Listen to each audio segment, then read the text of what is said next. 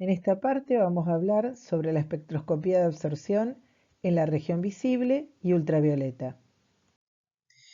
Veamos ahora la espectroscopía de absorción en la región visible y ultravioleta. Habíamos dicho que esta espectroscopía corresponde a las transiciones electrónicas. Cuando el vector campo eléctrico de la luz interactúa con los electrones que se encuentran en estos cromóforos, este vector es capaz de desplazar a los electrones de su posición de equilibrio. La cantidad de electrones que pueden ser desplazados dependen del dipolo inducido en la molécula.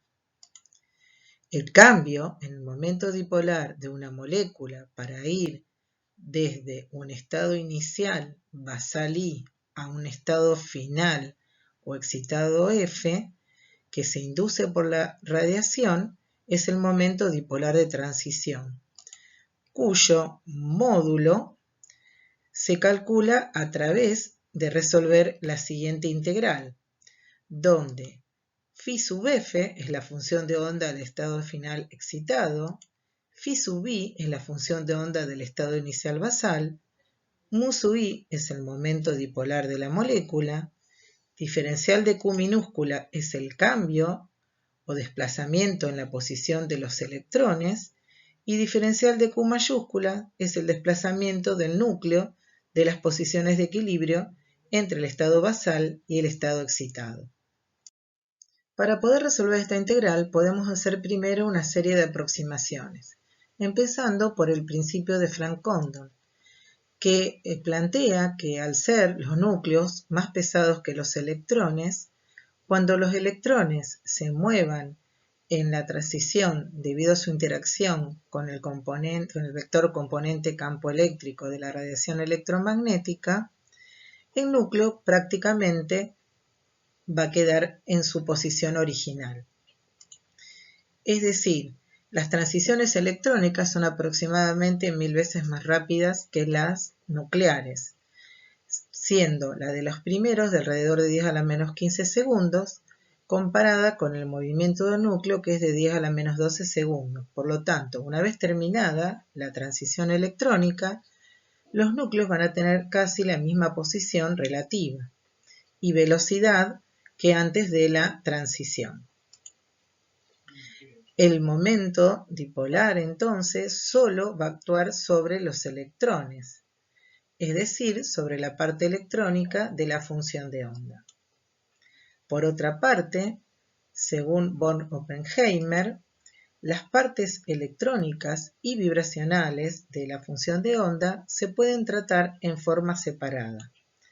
Por lo tanto, podemos reemplazar a la función de onda correspondiente al estado basal y a la función de onda correspondiente al estado final o excitada por el producto de las funciones de onda correspondientes a las partes electrónicas y vibracionales en cada uno de los casos.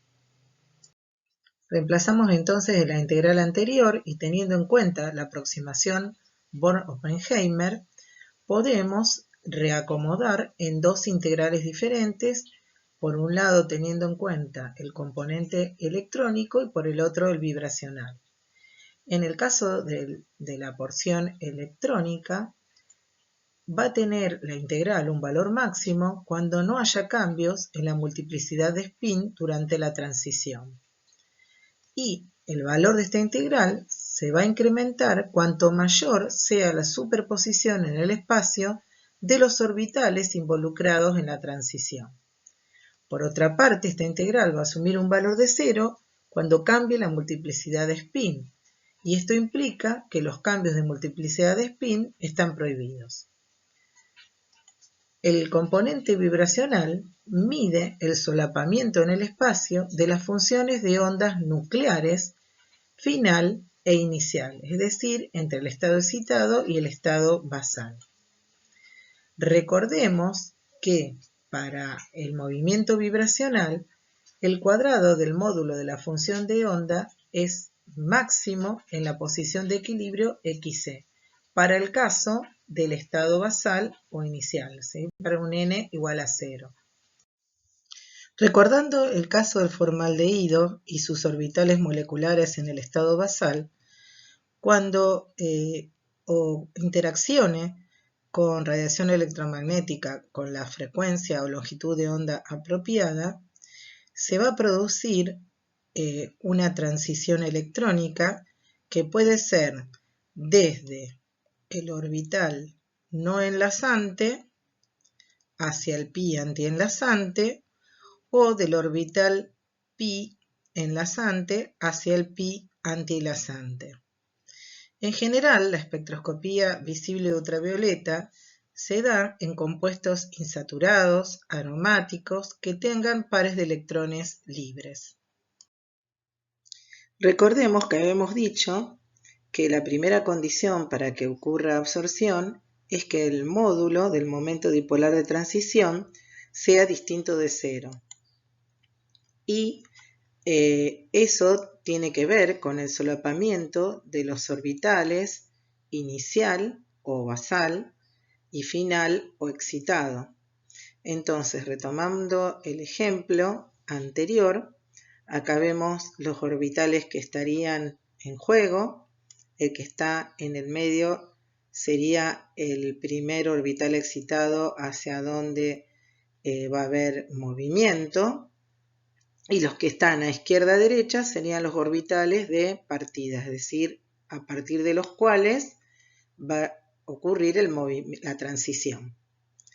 Entonces, si nos fijamos bien y solapamos tanto orbitales de salida como de llegada, vemos que tanto el orbital N0 no enlazante como el orbital pi enlazante tienen solapamientos con el orbital pi antienlazante, que sería el de llegada, o sea que ambos van a tener probabilidad, ambas transiciones, van a tener probabilidad de ocurrir, pero fijémonos que se solapa mucho mejor el orbital pi enlazante con el orbital pi antienlazante de lo que lo haría o lo hace o lo puede hacer el orbital no enlazante con el pi antienlazante. Por lo tanto, si bien las dos transiciones serían probables de ocurrir, la más probable sería la del pi enlazante hacia el pi antienlazante.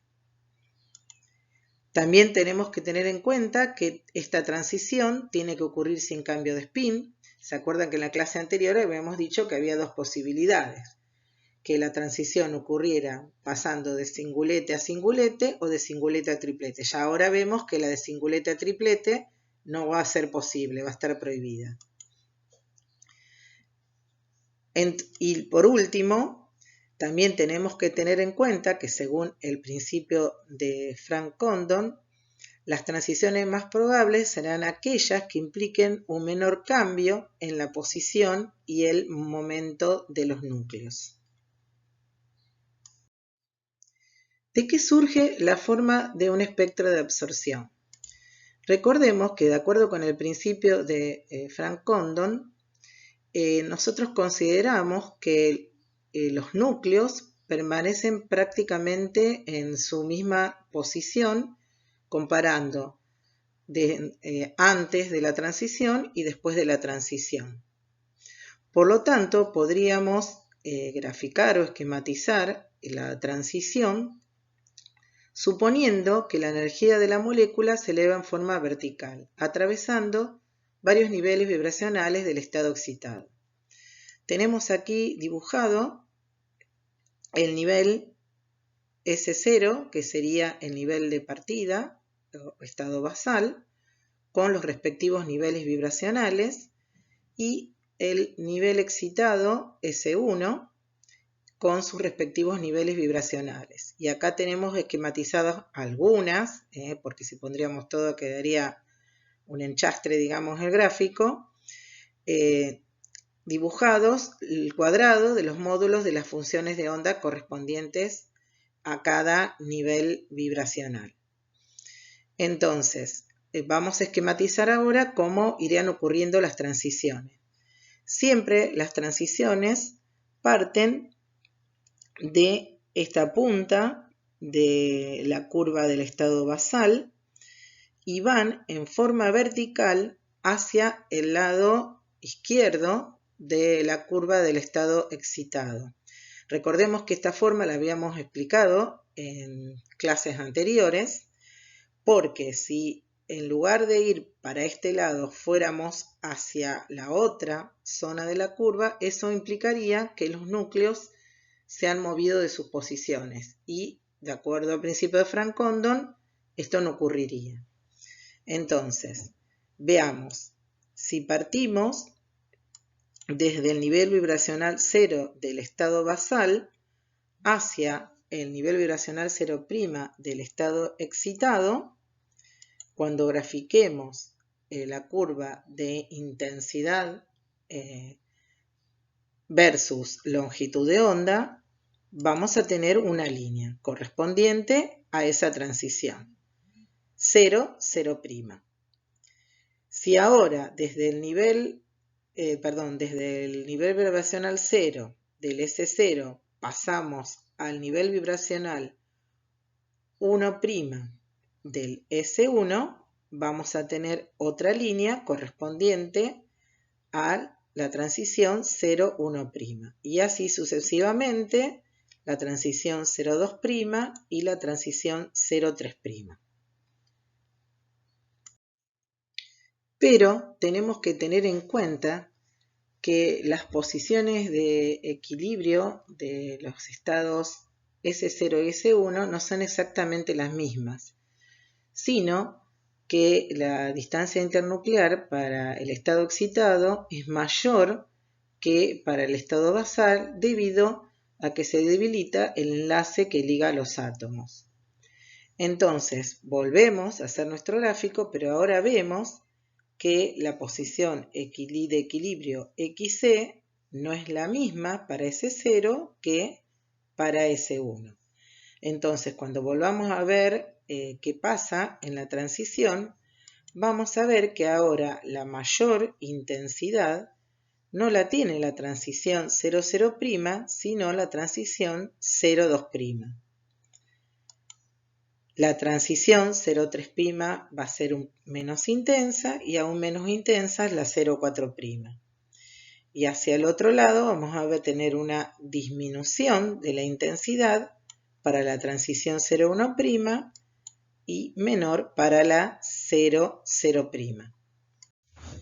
¿Y cómo podemos estar seguros de que una transición va a equivaler a una mayor intensidad que otra? Recordemos que las transiciones entre niveles vibracionales que pertenecen a niveles electrónicos diferentes y que tengan, por lo tanto, el módulo del momento dipolar de transición distinto de cero, lo que implica que la integral de solapamiento vibracional, como vimos antes, tiene que ser distinto de cero. Estas transiciones serán más intensas cuanto mayor sea el grado de solapamiento entre las funciones de onda de los estados vibracionales que están implicados en la transición. Entonces, volviendo a lo que vimos en la diapositiva anterior, si podemos mover las funciones de onda correspondientes al estado basal y superponerlas con las del estado excitado, vamos a observar que si movemos la función de onda correspondiente al nivel vibracional 0 del estado basal sobre la función de onda correspondiente al nivel vibracional 2' del estado excitado, observamos que tenemos un altísimo grado de solapamiento y por eso la línea correspondiente a esta transición va a ser la de mayor intensidad. Si luego hacemos lo mismo, pero ahora la superponemos con la del nivel vibracional 3' del estado excitado, vemos que hay solapamiento, pero este solapamiento es menor que en el caso de la transición 0,2'. Por lo tanto, voy a tener una menor intensidad. Y lo mismo va a ocurrir cuando solapemos con el nivel vibracional 4', donde se nota que es menor aún el solapamiento. Lo mismo ocurre hacia el otro lado, cuando solapamos con 1' y cuando lo hacemos con 0'. Y ahí ya va tomando forma, valga la redundancia, la forma del espectro de absorción que todos conocemos. Cabe aclarar que en la diapositiva anterior, las áreas que solapábamos corresponden al cuadrado del módulo de la función de onda. Recuerden lo que habíamos hablado en la primera clase de espectroscopía. Bien, ahora bien, vamos a hablar de otra característica de los espectros de absorción, que son los anchos de banda. En el caso de que trabajemos con gases y a bajas presiones, las transiciones son líneas, como lo explicamos recién. Pero si aumenta la presión, van a comenzar a suceder colisiones entre las moléculas o átomos de gas y va a haber interacción entre ellas. Por lo tanto, esto va a dar origen a otras transiciones debidas a las interacciones. Las líneas se van a empezar a superponer y el resultado es una envolvente que se llama banda. En particular, esto cobra importancia en el caso de las fases condensadas, líquidos y soluciones, especialmente en el caso de las soluciones, donde también aparecen el tema de las interacciones del soluto con el solvente. Y entonces, en realidad, lo que terminamos viendo es lo que se conoce como banda, que sería la línea rosa. ¿Qué parámetros tenemos o qué información nos pueden brindar las bandas de absorción? Bueno, acá tenemos graficado el coeficiente de extinción molar versus el número de onda, que a diferencia de la frecuencia, que es velocidad de la luz sobre longitud de onda, se define como la inversa de la longitud de onda. Entonces, en este tipo de gráfico, como dato podemos tener el valor máximo del coeficiente de extinción o absortividad molar, epsilon max. Otro parámetro que podemos medir es el ancho de banda, que sería el ancho del número de onda correspondiente a un valor de la mitad del epsilon max. Otro dato importante es el número de onda máximo, que bueno, también lo podemos traducir en una longitud de onda máxima, que nos indica la posición de la banda. Podemos relacionar a la longitud de onda máxima o número de onda máxima o frecuencia máxima a la energía de la transición, mientras que el coeficiente de absortividad molar máximo está relacionado a la probabilidad de la transición, es decir, está relacionado al cuadrado del módulo del momento dipolar de transición.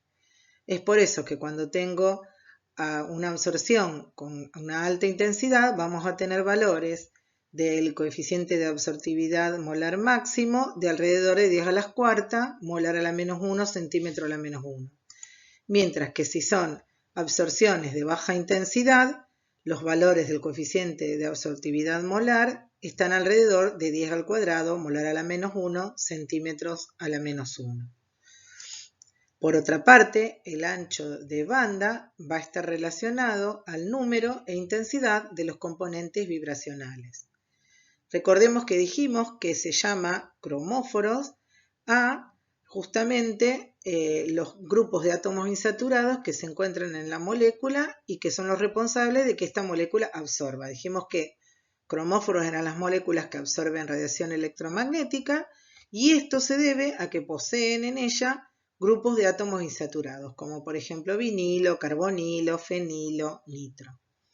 Pero por otra parte, también tenemos moléculas, dentro de estas moléculas, grupos de átomos que son saturados, es decir, que tienen pares de electrones libres, que ellos no absorben, pero lo que hacen es reforzar la acción del cromóforo, como los ejemplos que vemos aquí. Y a estos grupos de átomos se los conoce como auxocromos.